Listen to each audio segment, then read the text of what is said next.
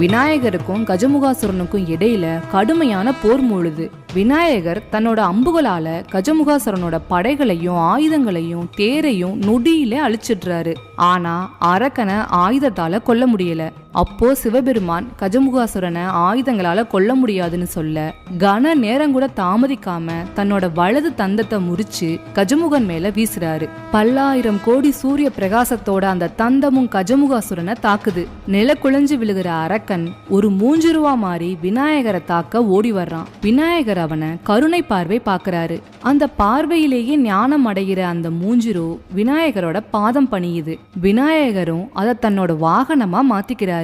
அன்னில இருந்து ஆவணி மாத சதுர்த்தி விநாயகர் சதுர்த்தியா கொண்டாடப்படுது.